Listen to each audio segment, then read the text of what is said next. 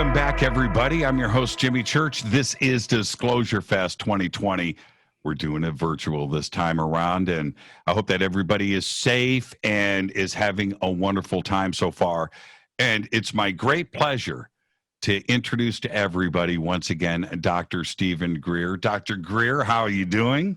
I'm doing great out here at the country house in the Blue Ridge Mountains, and it's a beautiful day. You look great, by the way. And with all of this, with what not only our country, but the rest of the world is going through, I want to thank you for taking the time to join us today. But how is the family? How are you? And how are you guys managing to get along through this very strange crisis that we find ourselves in? Well, we're doing the best we can virtually, and I've been traveling a great deal.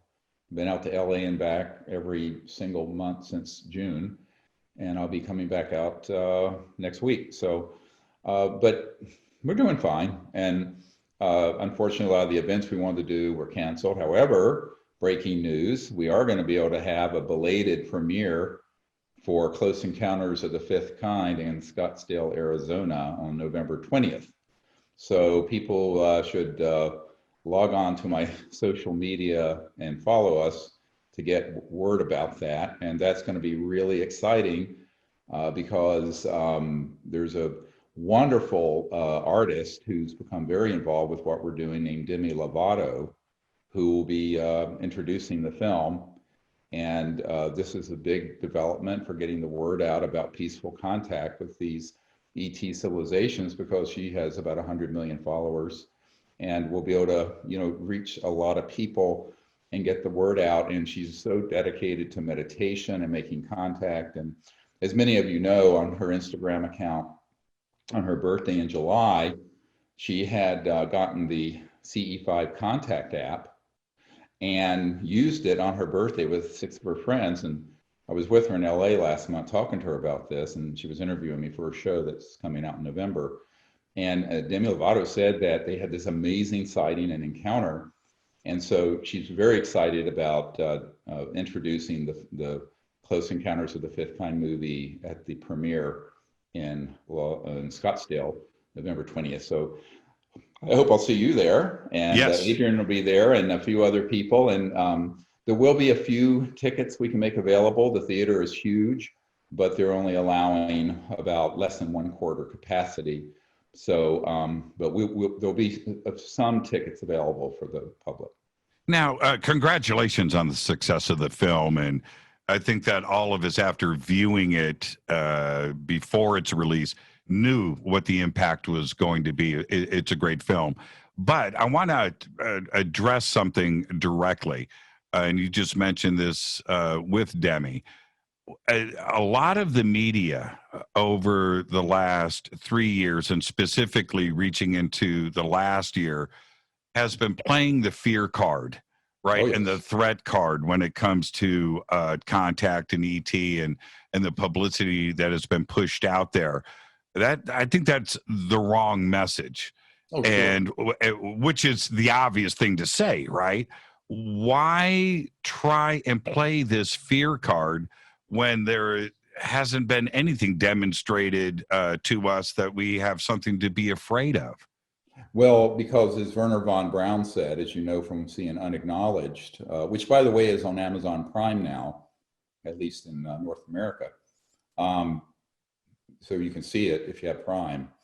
And, he said that the people who want continuous war and profit from continuous war and from controlling through fear the population, this would be the ultimate card they would play after the Cold War, after global terrorism. This was all mapped out, and he spoke of this in the early mid-70s.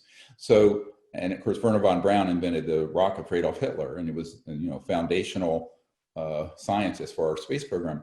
And I've heard this from many, many people. I've been doing this for 30 years, and what we have found is they're stepping up the game. Once Unacknowledged went viral and went on Netflix, now it's on Prime, but has had over 650 million people see it globally on a lot of black sites as well, and pirated sites. They then rolled out the whole thing with Chris Mellon and Luis Elizondo and others, and the mainstream media, which is controlled by the intelligence community, it's just a fact, picked up the Tic Tac event and attached to it, under the instructions of those folks in the intelligence community, to portray it as a threat to the national security. Now, it's probably worse than what you think.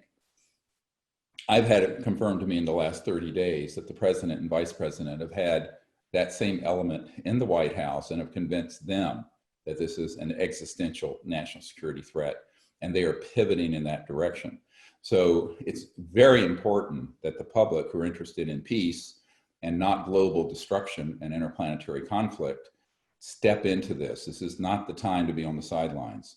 And it's extremely important that we also, have a good thought for our leaders, that they get guided off that insane path of conflict. But, it's a narrative that appeals to people who tend to be an us versus them type mindset, people who kind of thrive on fear, and people who want to have something to be afraid of. So unfortunately, that's a lot of the human race. And if you look at the history of the human race, demagogues and centralized power has always created wars, conflict, put one people against another to create control. And that's what's happening. I mean, there's some great studies that were done, how the British Empire, when they were in New Zealand, put the Maoris, the native people, one against the other by manipulating the situation so there would be tribal warfare. Why? Because in that warfare and confusion, they could step in and consolidate power. Think about it. So here you have the ultimate other, non-human civilizations visiting our planet. And that's the ultimate other. So people who have an aspiration for a peaceful civilization on this planet, an enlightened civilization, this is the time for them to step into this, not only in terms of advocacy, but also in terms of what they're doing in meditation, making contact peacefully, which is what Close Encounters of the Fifth Kind are all about. And I think that, that's something that people need to understand. This is really in the hands of we, the people.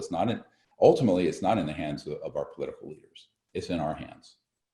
And with everything that we are going through as a planet, this isn't a regional situation. This is a global situation with not only a pandemic, but it's the economy, it's jobs, it's the geopolitics that is playing out. We're certainly, obviously, in the middle of an election year, and all of this divisiveness and fear that the planet is dealing with.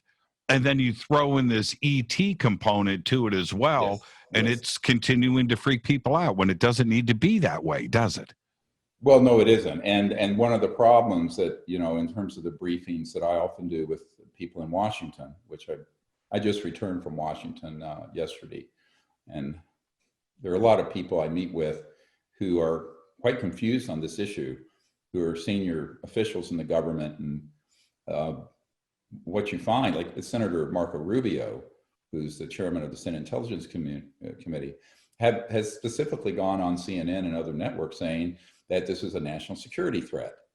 And they directed the Pentagon to put together a study about the threat. So this is how the whole thing gets framed.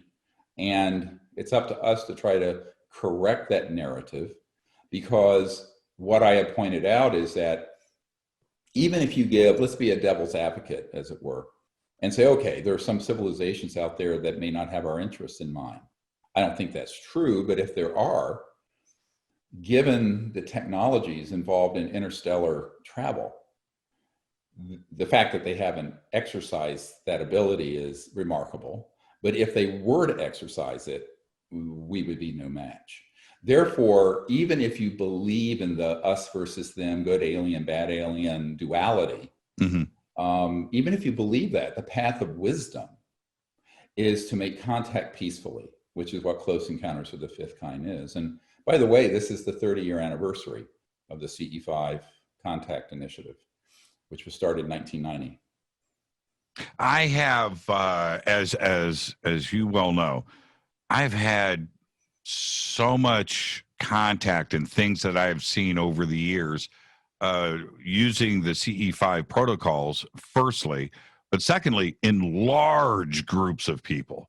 Right. And all of it has been nothing but celebratory, fun, enlightening. And you go and you see this, and it's like a confusing narrative that we have here. Right. Why can't we get groups from Washington, like Marco Rubio, or somebody that wants to play the threat narrative, to come and hang out with us to see what is actually going on? Would that change things? It might. I'm working on that, actually, because there are people on my team who have direct access to the president, vice president, senior members of Congress, Senate.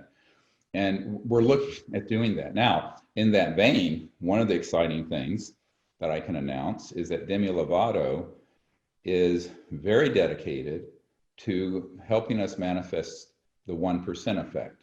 So if you remember the movie, those of you who haven't seen it, part of the movie Close Encounters of the Fifth Kind is about the effect in consciousness when 1% of a population, any population, begins to meditate, become coherent and peaceful, and it affects the other 99% who don't even know those people are doing it through the field effect of consciousness. And this has been scientifically shown over and over again.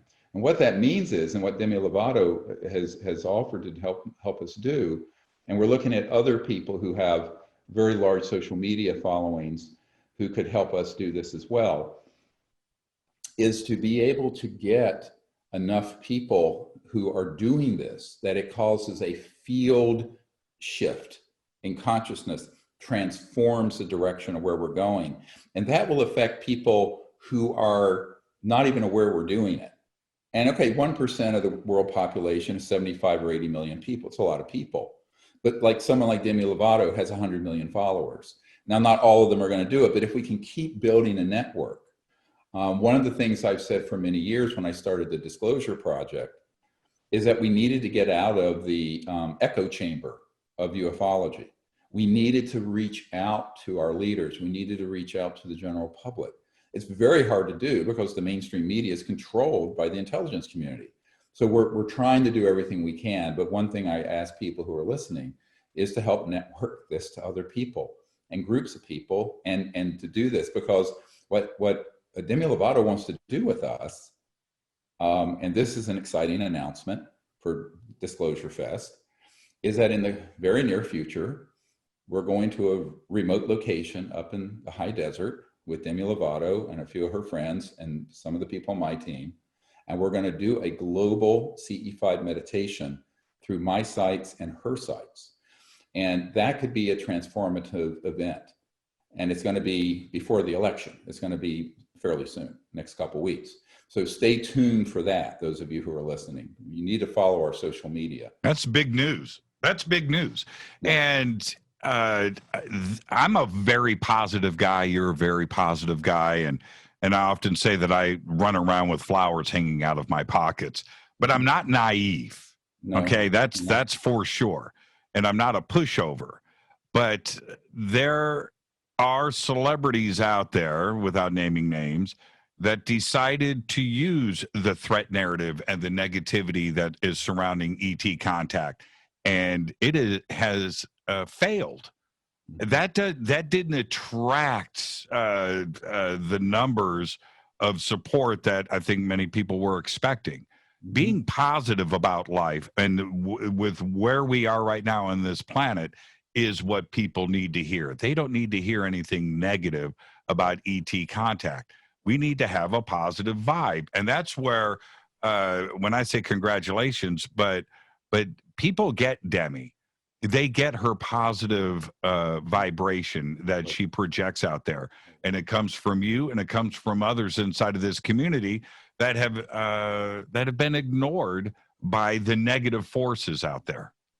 Well, the negative forces control the mainstream media. That's right. And they control a lot of the big artists, and they will intercept them and try to feed them disinformation. I mean, I can't tell you how many people that I've met with over the last 25 years who start out looking into this subject are very innocent and positive.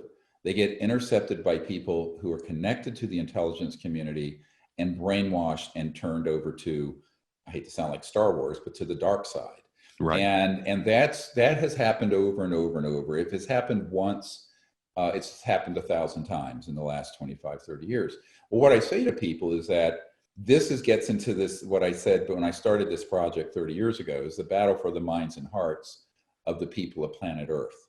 And the ETs know that. They're not going to force the issue, but we have to educate and enlighten each other, and we have to stay positive. And even if we are somewhat skeptical that these civilizations are altogether peaceful, we should at least take the high ground and create universal peace, because there's no point in trying to engage in a conflict.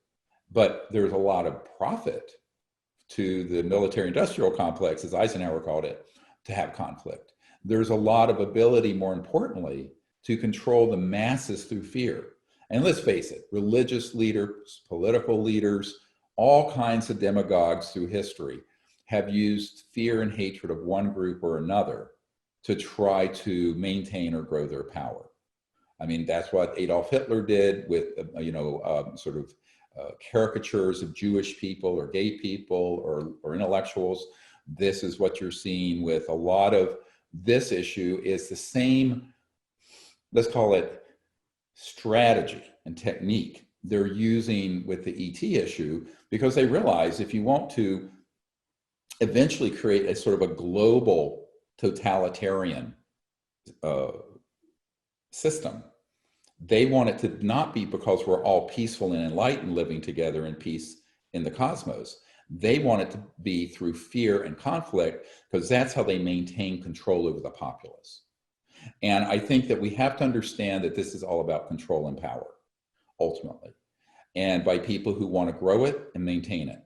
And what we have to say is that, we're not going to be fooled again, and we're going to stay on the positive side of this and speak the truth. And one of the things I like that you just mentioned, and I say this very often, I have spent 30 years and tens of thousands of hours out under the stars training groups of people to do close encounters of the fifth kind. We have never been harmed. We have never been threatened. No one has ever had a negative experience with an ET. We have had our site invaded by military people. We have had events hoaxed by the military trying to trap us. We've even had... Oh, we just lost your audio, Dr. Greer. My audio? Oh, now it's back. Okay. Let's go back and repeat what you just said, that you have had events by the military. Okay. We'll pick up there. So yeah, in 30 years, we've had all kinds of military actions where we've been doing CE5 contact. Right.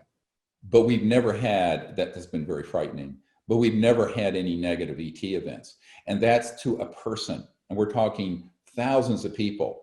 And now we have 100,000, 200,000 people doing this around the world. And we get reports every day, and it's all very beautiful what's happening. So I always tell people, a lot of what is put out there is all stuff that's coming through second, third, fourth hand, and as opposed to direct contact. Now, why is that important? So let me put on my science hat for a moment. Sure. The foundation of science is reproducibility, independent observation, empiricism, so that you can actually see it. So I always tell people, instead of living through the fear of all the nonsense on the internet and movies and the movie Independence Day or whatever it is, why don't you go out and see for yourself? Now, I think that the reason a lot of people don't is that they have been sort of brainwashed by this fear narrative. And they think, every single time I give a lecture, somebody asks me, aren't you afraid to go out at night under the stars and do this because you might be abducted and tortured or whatever? I'm going, no, I'm not, because that's not what's actually happening from the ETs. That's a counterintelligence program. And so when the proof of it to me is that we have been doing this for 30 years and no one has ever been harmed, ever. But we have had some highly deceptive events happen. One time when we were up at Joshua Tree late at night, key people on my team who were staying in a different house from mine had one of these weird biologicals unleashed on their property that crawled up on their roof, and it was on their window trying to get in, that looked like an alien, but we know what it was. It was a programmed life form. And they did not get a photo of it. It was very dark at night, but it was sent there to terrorize them. And it wasn't ET at all. We know what it was. And we know there were SUVs with antennas on it nearby that had released this thing. So I think that people, I know it sounds like Stranger Things or something I'm talking about here, but there are strange things that the intelligence community are capable of. And yet at the same time, we've had nothing but amazingly peaceful, even healing events. If you look at the movie Close Encounters of the Fifth Kind, you'll see there was an older gentleman who had his hearing loss restored and fixed by an ET because he had stayed with the contact that started that night and continued throughout the night. And he didn't come to the meeting to have his healing fixed. He came to make contact out of a sincere, pure-hearted, the heart and mind together point of view. But late in the night, he just parenthetically said, because this object and the ET kept interacting with him long after our group disbanded at 1 or 2 in the morning. And he says, can you sort of fix this? Because I have a hard time hearing anything. He woke up the next morning and his hearing loss that had been with him since he was a teenager was completely reversed. I got to remember that for our next CE5. I got a couple things I need fixed. No, but if you do it with that intent, they won't do it. Right. Here's the mystery. Here's what I want to say to every conscious soul listening.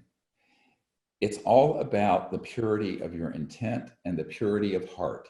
That's exactly it. Go to this expecting something just selfishly for yourself, it will never happen. That's right. Do it because you are giving and wanting to put yourself at service to humanity and the cosmos to create peace. Anything is possible. So it's all about how you approach this, because these civilizations are very aware of that. And you have to approach this with the right attitude and the right intent. I will often say, if we have a bad apple in the bunch, right, and somebody is just leaning a little bit towards, man, if they start that, go sit in the house, go get in your, we don't need that around us right now. The magic's about to happen. And I believe in that. Let's talk about 2020 for a minute. You sort of touched upon it a minute ago. Is this an opportunity for what may be the biggest changes ever in the history of mankind? We are going through that. We are witnessing history in 2020. Yep. Is this an opportunity for us to reach out and recognize our brothers and sisters on this planet and how we can move forward and fix the things that we screwed up in the past? And if this is an opportunity for change, does ET know this? Are they watching and observing how we are going to respond to the craziness of 2020? Yeah, they're watching and waiting for us to figure out what we have to become. And let me point out something. Let's talk about consciousness, spirit, the mind-heart connection. To the extent that we get that right for each other, meaning we're not racist, we're not homophobic, we're not hating someone because they're Democrat, Republican, Libertarian, Chinese, UK, Native American, you do the whole list. I always tell people, what's the color of consciousness? What's the ethnic background of pure mind? It's clear. And so unless we develop a certain spiritual awareness, we will never solve this sort of balkanization and divide and conquer divisiveness that is destroying this planet. And moreover, we will export that same consciousness of division into space, which is what we're doing right now and have been for 60 years. So what I say to people, if you just look in the mirror, you're going to see where the problem is and what the solution is, because it's how we regard anyone, no matter how different they may be from us. We have to find something within ourselves that's really deeply spiritual in terms of the process and understanding that makes it clear that if you look into the eyes of any other creature, whether it be an animal, a human, or an ET, there's the light of awareness in that being that is the same light of awareness that's in you and me. And if we can connect to that, all things can be healed. If we can't, we're never going to progress. That, to me, is the singular challenge of this time. And we've been trying to get there in fits and starts for the last century. Mm-hmm. Usually we're set backwards by people who benefit from divisiveness and hatred. And we have to call it out when we see it. And as you rightly pointed out, the mainstream media and the juggernaut of material being released right now on the UFO issue is decidedly xenophobic. Fear of the unknown, fear of the other, fear of the foreign. And what's more foreign than something from another star system?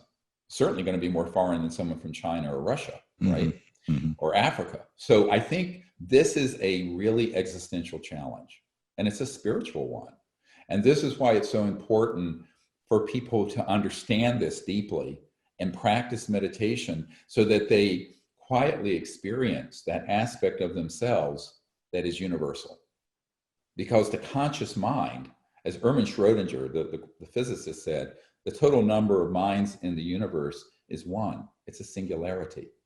We divide it amongst our egos and then attach it to different subgroups, whether we're white, black, rich, poor, American, Russian, whatever. But that's all a construct. Deep within, there's this singularity of consciousness that we need to not only understand, but experience. And then from there are no aliens and there are no foreigners. They're all manifestations, let's say, of this unbounded great cosmic mind. And we're one waveform in that great being.